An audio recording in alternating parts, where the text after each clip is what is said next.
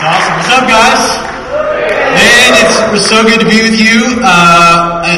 First of all, I just need to take just a little bit of a moment to look out across this room, because as Matt, gave that very kind introduction. I moved to Traders Point in Indianapolis about 15 years ago. Matt was attending that church. He actually grew up in that church. And we met for the very first time playing basketball. And one of the things that, if you know Matt at all, like if you guys have spent any amount of time with this guy, then you know that he is like 110% passionate. Am I right? Like the guy just goes all out or nothing. And I remember meeting him on the basketball court for the very first time. We became friends. And then he reached out to me and he said, hey, would you like to have lunch sometime? And so we met at a Chili's on 38th Street. Do you remember this? And I remember he was working in the marketplace at that time and sat down with me and just immediately showed me his heart. And he just got completely vulnerable with me and he just said, man, I feel like God is stirring something within me for something more. And it wasn't long as we began to have a series of conversations that we invited him onto our staff, and Matt started serving in ministry. And then I remember we went out to a conference in Seattle in 2013. We were in a hotel room burning time before the first session. We were watching one of those reality shows where they make over cars. And I remember Matt reached over, turned the remote off, and he looked at me and he said, hey, I got something I need to share with you, but I'm kind of afraid to share it with you. And I said, go ahead, man. And he said, I feel like God's calling me to be a lead pastor, but I didn't want to tell you that because I didn't want you to fire me. And I was like, man, I'm not going to fire you. I want to send you.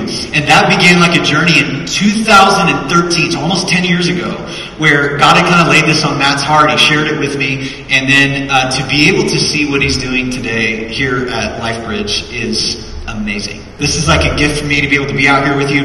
When Matt asked me if I'd come and share for men's night, I had this marked on my calendar, couldn't wait to get out here, and it's an absolute thrill for me to be able to spend just the evening with you guys.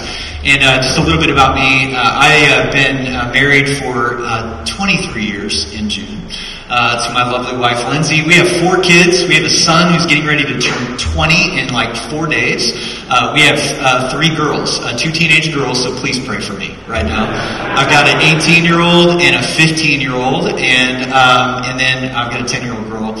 And man, it's a thrill for me to be here with you guys tonight. I don't know, I don't know how you got here. If you were all in from the beginning, if it took a little bit of arm twisting to get you here, maybe this is the first time that you've ever been to this church, and this is the event that you came to, and you came tonight not fully expecting or not really knowing what to expect. And it kind of reminds me of that married couple that goes to the doctor, and the guy had a series of tests done, and they go back to the doctor to get the results of the test. And so he's sitting there with his wife. Doctor comes in very straight face and says to her, hey, can I speak to you first in private?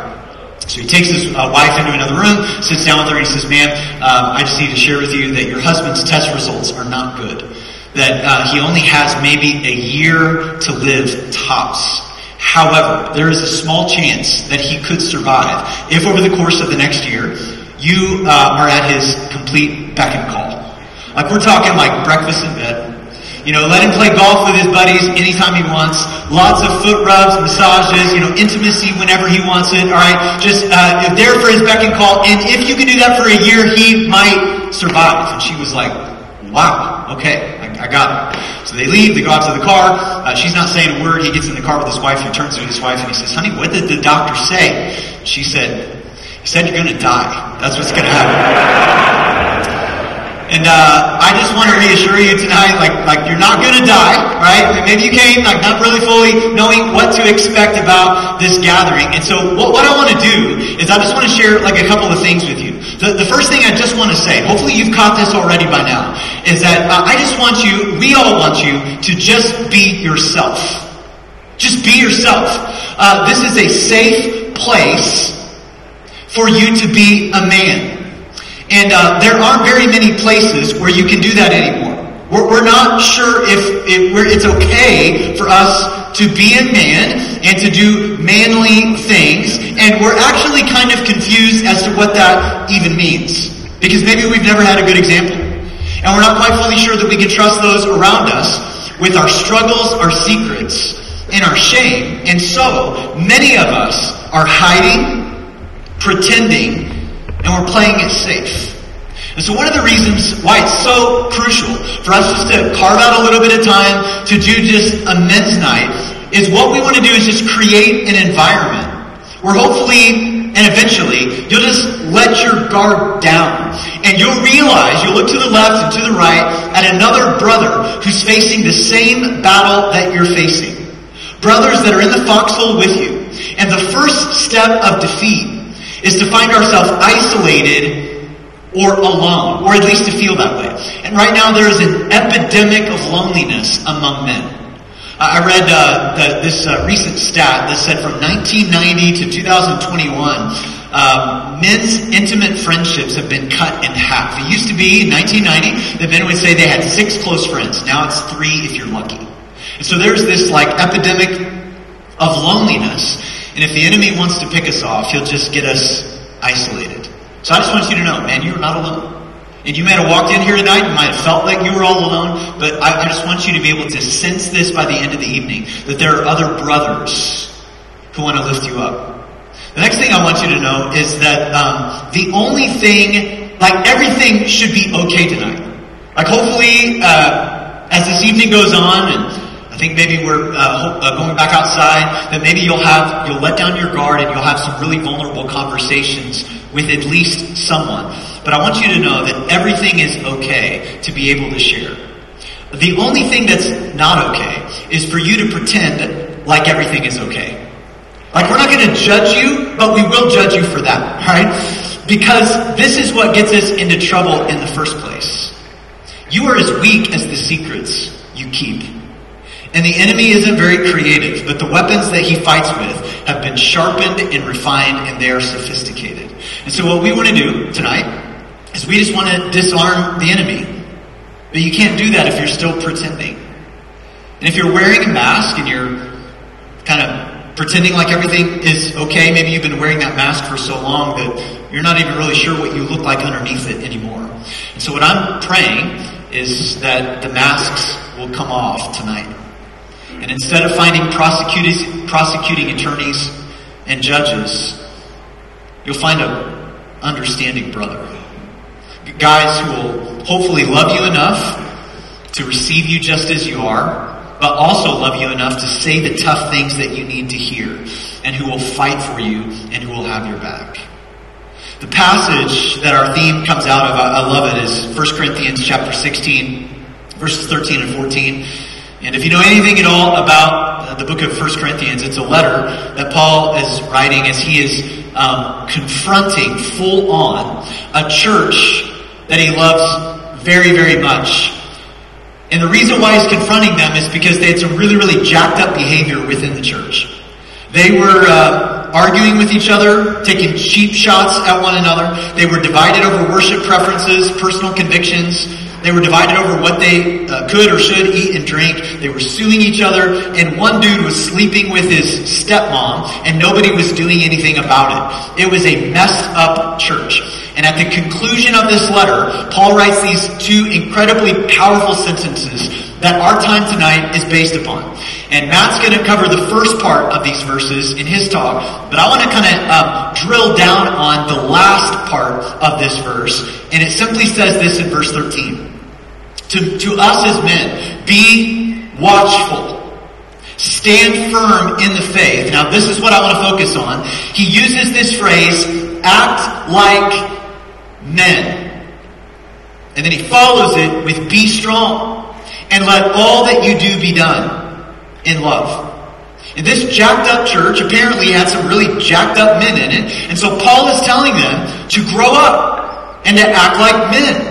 And I don't think that it had anything to do with how much they could bench press.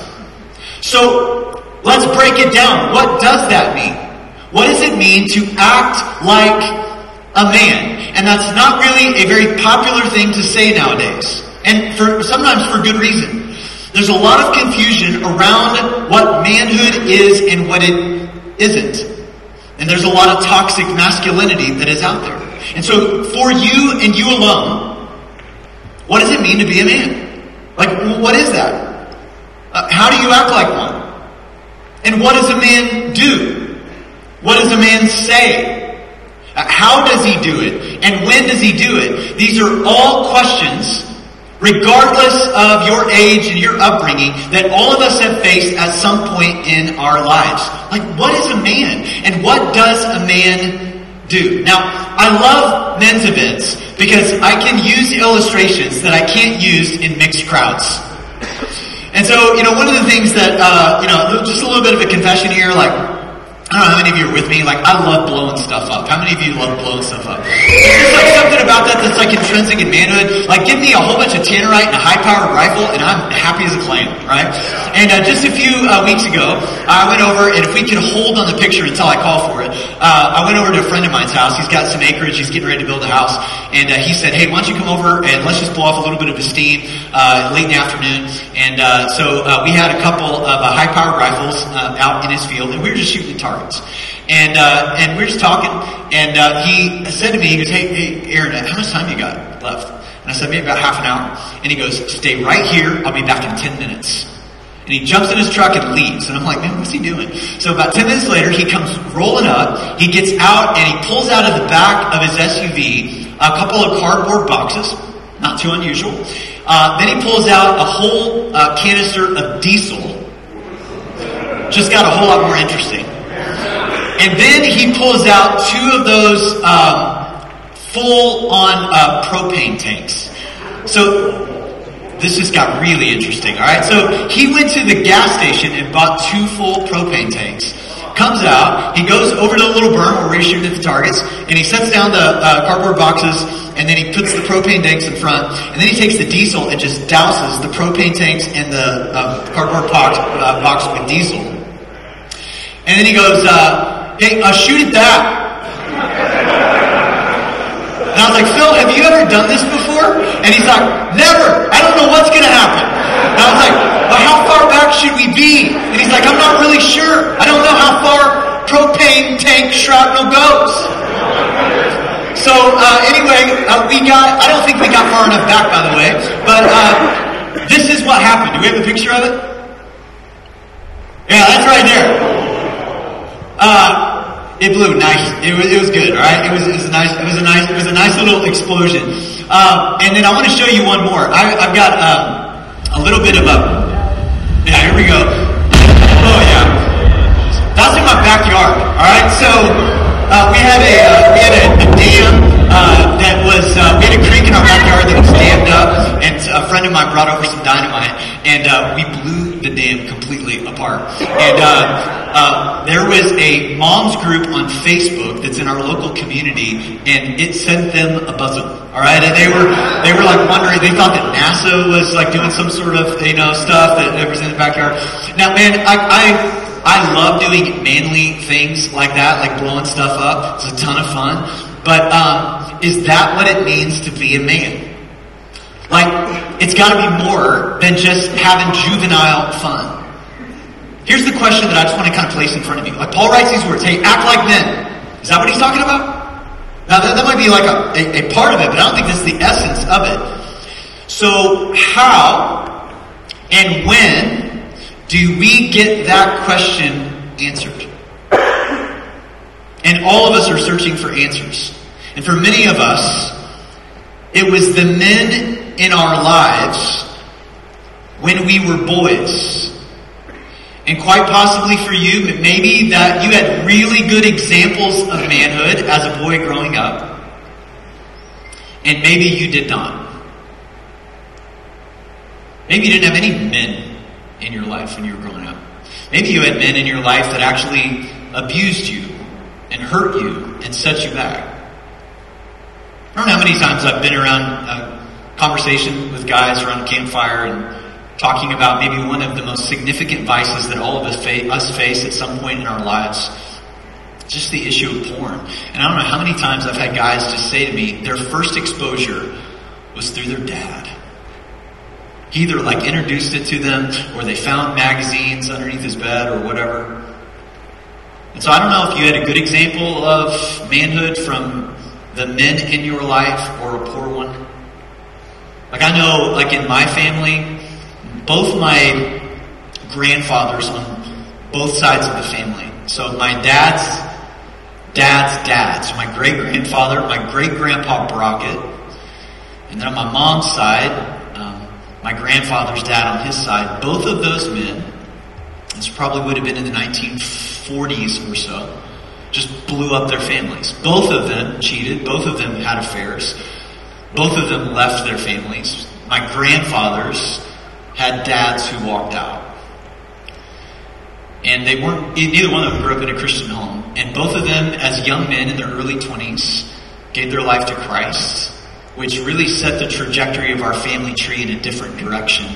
But it didn't necessarily fix everything, obviously, because there was still a lot of emotional pain and baggage to sort through. And my dad's dad left his family. My great-grandmother was forced into prostitution for a while to provide for the rest of her kids. And my grandfather was the youngest. And it made him really, really bitter and angry. And I remember him telling me that the last conversation that he had with my great-grandfather, they were sitting in a cafe, and my great-grandfather looked at my grandfather, and he said, "Why don't you call me Dad?" And my grandfather looked at my great-grandfather, and he said, "Because you're not my dad. You lost that right a long time ago." And he carried that bitterness with him. And that affected his relationship with his son, my dad. And that affected my relationship with him. My dad and I don't have a great relationship, even to this day. And I think about the sins of our grandfathers and how they just get passed down through generation and generation. And I've got a son, and as I mentioned, he's getting ready to turn 20. And my son is like a mini me. He's wired just like I am. My wife tells me all the time, she's like, "I feel like I'm raising you." I'm just like, "I'm so sorry," right? And so my son and I have had to actually, I remember sitting my son down when he was 15, and I actually told him about the sins of his great-great-grandfathers. And how that's been passed down from generation to generation to generation. And by 15, he knew that my relationship with his grandpa wasn't great either.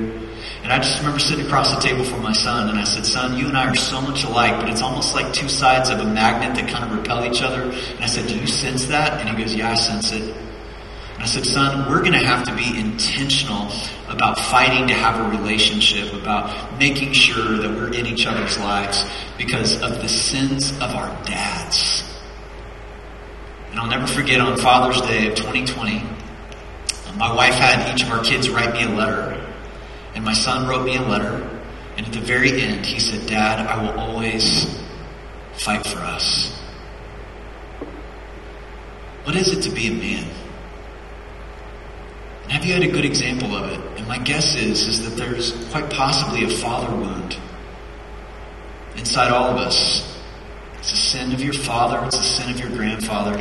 The question is that sin going to be perpetuated through you, or will it stop with you? And that's what Paul's driving at when he says, hey, act like men.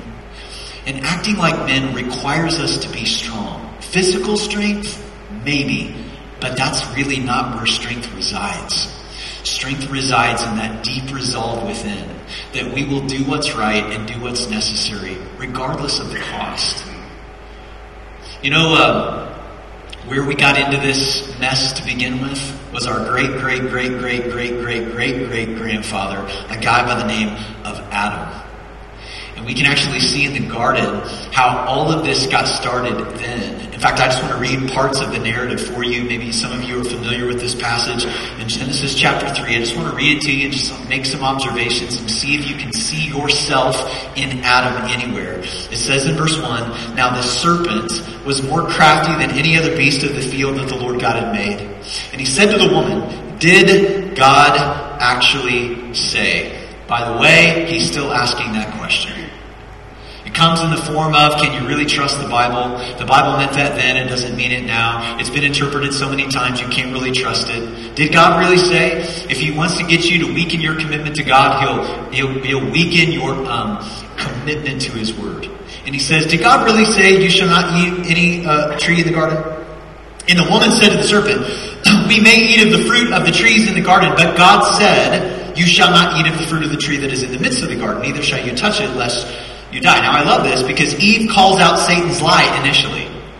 But he's relentless. He's going to come back in swinging. Verse 4, but the serpent said to the woman, you will not surely die, for God knows that when you eat of it, your eyes will be open, and you will be like God, knowing good and evil. So when the woman saw that the tree was good for food, and that it was a delight to the eyes, and that the tree was to be desired to make one wise, she took of its fruit and ate, and she also gave some to her husband who was with her. That's the first time we get any indication that Adam was there. Up until this point, I thought that Eve was alone with the serpent. But Adam was there all along. What was he doing? He was checked out. I don't know, laying on the couch, watching the game, with his hand down his pants, doing something. I don't know what the guy was doing. He was there, but he wasn't there. Right? Then it says in verse 7, then the eyes both were open, and they knew that they were naked. Adam was there, but he was checked out in spirit. He was passively allowing his wife to navigate this spiritual attack. And I don't know, men have been doing that ever since. Just placing like the spiritual weight of the home upon their wives. You know the most common conversation that I have with women in our church, usually in the lobby after or between services, is that a woman will come up to me in tears needing to pray, and usually the source of her pain is a man in her life. It's her dad, it's her husband, it's her boyfriend, it's her son. A man that is checked out. A man that is not willing to spiritually lead. A man that is not willing to spiritually sacrifice. We get this from Adam. Well, it says in verse 9, the Lord called to the man and said to him, where are you? God knew where he was physically. I think God is asking, where are you spiritually and emotionally?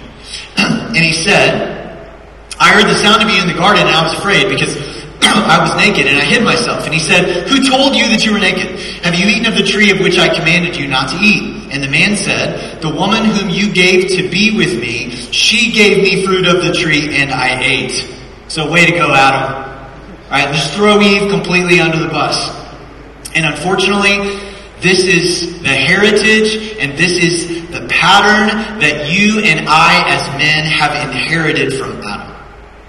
Now, I don't want to oversimplify this, but I do want to say that many of our issues, and I'm including myself in this, as men, can be traced back to either this. This is what we get from this passage. Either passivity and abnegation, or aggression and destruction. And toxic masculinity that hurts women and children can usually be found in one of those categories. Either, and I'm just wondering, you self-identify tonight, you actually look at where you're the most susceptible. Are you the most susceptible to passivity and abnegation? Are you foregoing that role of just leaning in and being proactive? Maybe with the woman, the girlfriend, the wife in your life, with your friends and your family? Or have you gone the other way? And maybe it's aggression, it's anger, it's destruction. And Adam was just completely checked out. And I think that that's a big problem with a lot of men today, is that we're just checked out. We're just sort of numb.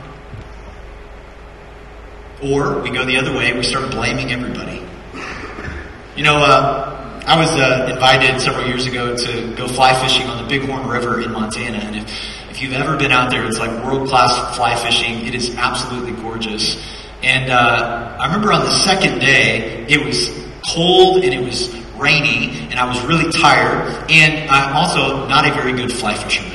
And I remember sitting in the boat and instead of enjoying the river, I put my hood up, put my raincoat up, and I just kind of sat in the boat and I refused to really fly fish, and I ended up kind of missing out on this amazing moment.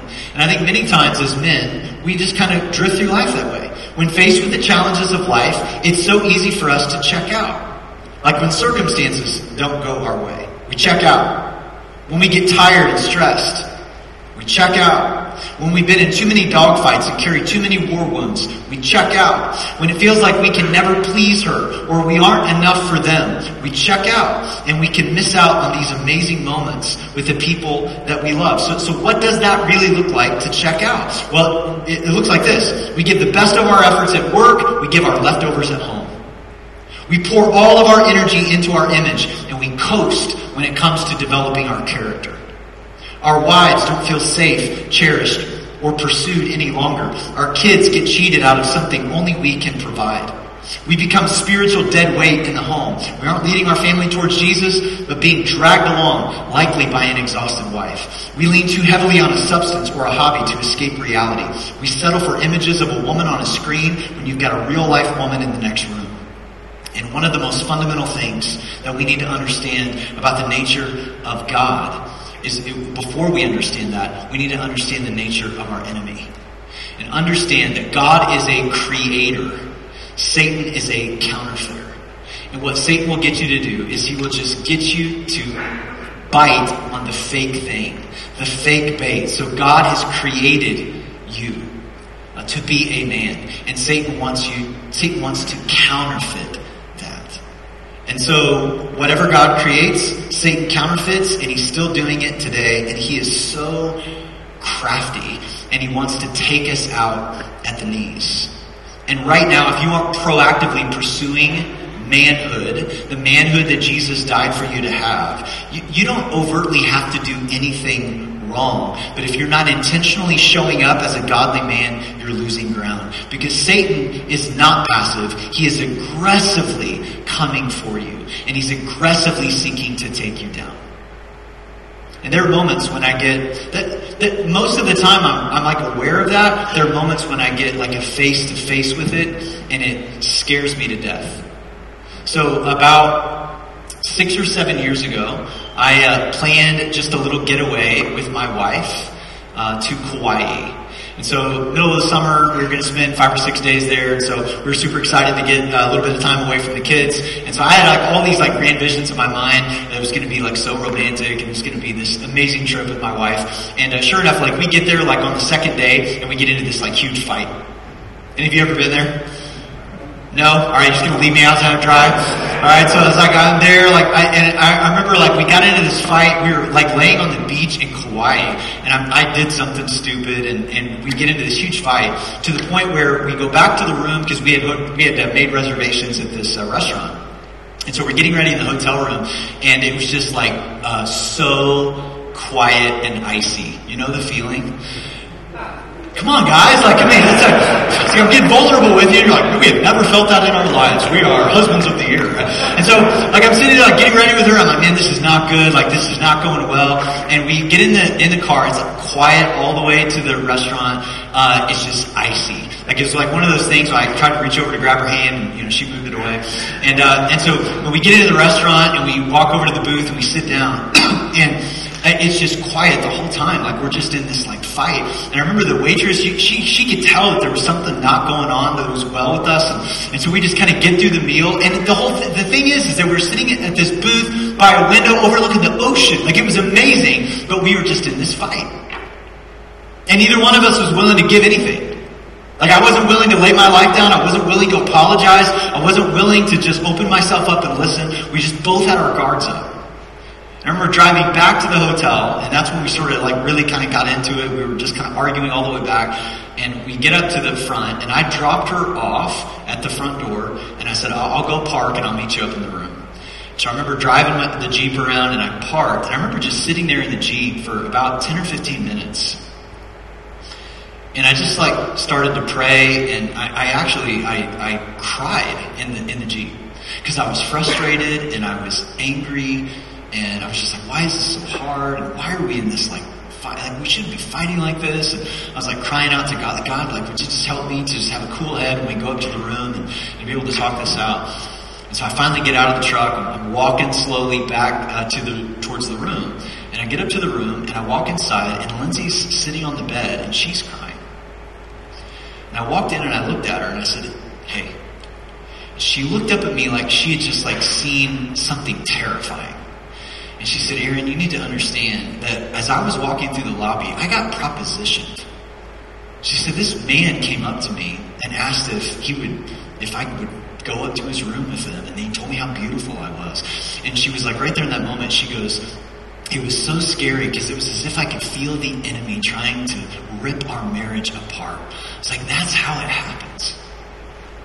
This idea of like, are we going to fight for our own, like, to to be right, or are we going to fight for each other?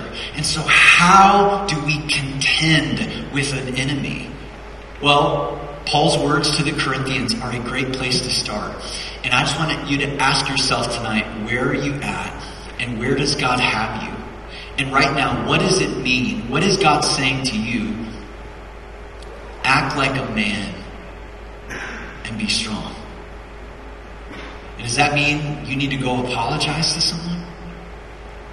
Does that mean that you need to ask someone to start speaking into your life? Does that mean that you need to get rid of some sort of substance in your life? What does it mean for you right now, in this moment, to act like a man and be strong? Acting like a man means this. Stop mimicking Adam in all of his passivity and abnegation, and start imitating Christ, who took initiative and responsibility. And I want you to know that Jesus made a way for you and I to find ourselves back to real manhood, and then hold that line for our boys and our sons and our friends and our brothers. And Paul explains this beautifully in Romans chapter 5. He says this: there is a great difference between Adam's sin and God's gracious gift. For the sin of this one man, Adam, brought death to many. But even greater is God's wonderful grace and his gift of forgiveness to many through this other man, Jesus Christ. And the result of God's gracious gift is very different from the result of that one man's sin. For Adam's sin led to condemnation, but God's free gift leads to our being made right with God, even though we are guilty of many sins. For the sin of this one man, Adam, caused death to rule over many, but even greater is God's wonderful grace and his gift of righteousness. For all who receive it will live in triumph over sin and death through this one man, Jesus Christ. Man, what a relief. That when you are pinned down by your sin and self-condemnation and shame, you remember that you are not your sin. If your life is hidden in Christ and your new identity as a man is who Jesus died for you to be. And so you gladly step into that, and now you hold that line. You hold the line. You own your crap. You stop making excuses for it. Maybe you had a poor example of somebody, of a dad, who identified to you what it means to be a man. You draw a line in the sand and you say, okay, this stops with me. I'm not going to perpetuate his sin any longer in my family line. You be proactive. Nobody can do your spiritual growth for you. Only you can do that. So right now, accountability is overrated. Because you can fake accountability. What you need is somebody in your life, a man who loves you, who understands what your besetting sin is. And what a besetting sin is that thing that you run to nurse yourself when you are tired, stressed, and burned out. Is there a man in your life right now who knows what that is? Who knows what you medicate with? And who will ask you, are you stressed? Are you tired? Are you burned out? Are you susceptible in weakness? And who will step into that gap and help you be strong. Right now, as men, we need others who will come around us and keep us just putting one foot in front of the other every single day. And I just want to end with this. A few months ago, I did something called a Go Ruck event. Go Ruck is like these weighted backpacks that you carry, and maybe you got a 30-pound weight in the back. And me and one of my campus pastors and a couple of our friends, we went and we did a Go Ruck event called the Baton Death March. And in World War II, there was this Battle of Baton where a bunch of American POWs, they were naked and sick and wounded. The Japanese held them at bayonet, forced them to walk 60 miles. And if they ever stopped, they would be beheaded. And so we did this Go Ruck event to honor them. And so we all showed up at this park at 7 in the morning with our Go Ruck backpacks with 30-pound plates in it. And we were going to do a 20-mile ruck with these packs. However, here's a little wrinkle. There's 24 of us. And we had to carry 1,000 pounds of sandbags in addition to our 30-pound pack, distributed between 24 of us. So what that meant, we had 100-pound, 80-pound, 60, and 40-pound sandbags. And usually there was maybe 6 or 7 of us that didn't have a sandbag, but we still had our backpack. The rest of us had sandbags on top of our packs as we're marching, and we could not stop for 20 miles. And so as you're carrying a sandbag, you would basically say, hey, I need a relief, and you dump the sandbag onto somebody else's back. And we got to about mile 8 or 9 of this 20-mile hike where we couldn't stop. I think we got a picture of it if we could throw this up. And that's my campus pastor right behind me, and we're walking. It was cold, and every single step, I felt like I was going to fail. Like my lower back was spasming, my legs were tired, I got blisters forming on my feet. I didn't want to carry a sandbag, I wanted to get this pack off of me. I remember we were like saying to each other, why did we ever do this? Like we're never doing this again. But here's what kept me in it. That man standing right behind me, continuing to encourage me to take just one more step. And at the end of that Go Ruck event, like we posted all on social media and stuff, here was the number one question I had people DMing me and making comments on. They said, why? Why would you do that? That's a good question. It's what I was asking the whole time. But afterwards, I said the reason why I would do it is because I want to learn to do hard things. And if I can do a hard thing like that, then it's going to equip me to do a hard thing in my marriage, in my walk with the Lord, and with my kids, and at work. And what we need, this is what I love about events like tonight. So that man walking beside you, that man sitting beside you, the guy in front of you, behind you, you need them to keep you in it. And they need you to keep them in it. As a band of brothers. And so tonight, I just want you, in this first session, just to simply let your guard down, take off your mask, and just stand before Jesus, who models real manhood for us, and just simply ask God, God, would you give me the strength to step into your grace that you died for me to have?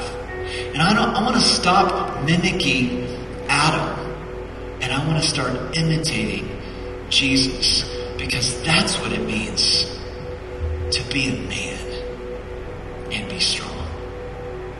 Father,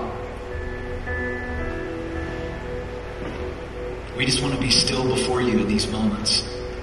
And I just ask that your Spirit would be at work in this room right now. God, all of us have this question on our minds in an event like this. Like, what does it mean to be a man? And maybe we had a poor example of it growing up. And maybe we're confused by it. Maybe we feel like we've royally messed things up in our lives. And it's never too late for any one of us to step into that which Jesus died for us to have. Jesus is a better Adam. So God, tonight I just ask that you would move in this room. Maybe there's a man sitting here tonight who just feels utterly defeated by his shame. He feels judged, who honestly doesn't like himself very much. Who has a hidden life that he's so afraid somebody's going to find out. His marriage is hanging by a thread. Has really dark thoughts. God, I pray tonight that your Spirit, by your Spirit, would just simply whisper in his ear and move in his heart that he is created in your image and that you're his boy. And that you love him more than anything. And that there isn't any sin that can separate us from the grace that Jesus died for us to have. And so I pray that his life would change tonight. That it would be a pivotal moment where he would step into what it means to be a man. Finally, by following a man who laid down his life for us. We ask this in Jesus' name.